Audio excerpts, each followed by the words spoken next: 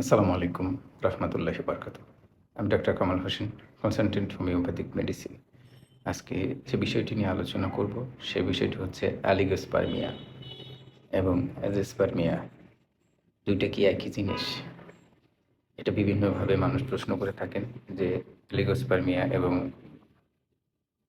Azoospermia ২ টা কি একই জিনিস কিনা?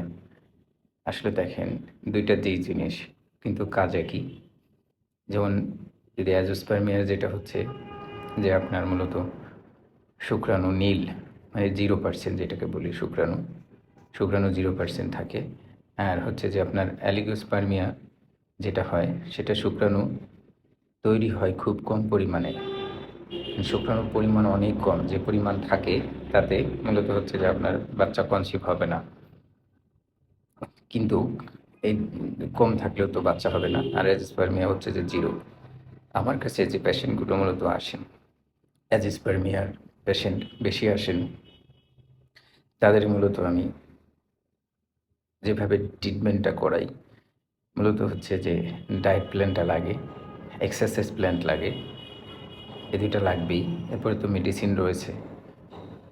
মেডিসিন মিনিমাম ৩ থেকে ৪ মাস যদি কোনো একটা মানুষ এটা খেতে পারে, ওষুধটা খেতে পারে, তাহলে ইনশাআল্লাহ আপনার কাজ হবে, ইনশাআল্লাহ আপনি বাবা হতে পারবেন। অ্যাজোস্পার্মিয়া পেশেন্টগুলো ইদানিং দিন, দিন বৃদ্ধি পাচ্ছে। কেন বৃদ্ধি পাচ্ছে? কারণ হচ্ছে যে আমাদের যে খাদ্য অভ্যাস ঠিক নাই।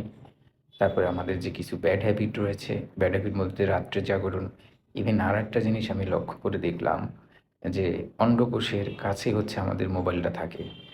প্রচুর পরিমাণে রেডিয়েশন হচ্ছে অন্ডকোষের কাছে, এবং হচ্ছে আপনার কারো লেফট অন্ডকোষের সাথে লাগে, কারো রাইট অন্ডকোষের সাথে যেয়ে লাগে হিটটা। মোবাইলটা গরম থাকে, সবসময় জায়গাটা গরম থাকে। তাই আমি বলব যে ভাইয়েরা এই সমস্যার মধ্যে রয়েছেন, অ্যাজোস্পার্মিয়া, অ্যালিগোস্পার্মিয়ার সমস্যায় যারা রয়েছেন, তারা মূলত মোবাইলটা পকেটে রাখবেন না। বুক পকেটেও রাখার দরকার নাই। তাহলে মোবাইলটা কই রাখবেন? আলাদা ব্যাগ ইউজ করবেন বা হাতে রাখবেন। আবার শোয়ার সময় মাথার কাছে অনেকেই মোবাইল রেখে ঘুমায়। আমরা এটা করব না। সেক্ষেত্রে কী হয়? আমাদের ফার্টিলিটি যেটা রয়েছে, পুরুষ ফার্টিলিটি কমতে থাকে। মেয়েদেরও সেম জিনিসটা, রেডিয়েশনের কারণে ফার্টিলিটি কমতে থাকে। বিশ্বাস করবেন কিনা জানি না, কুসংস্কারও বলতে পারেন।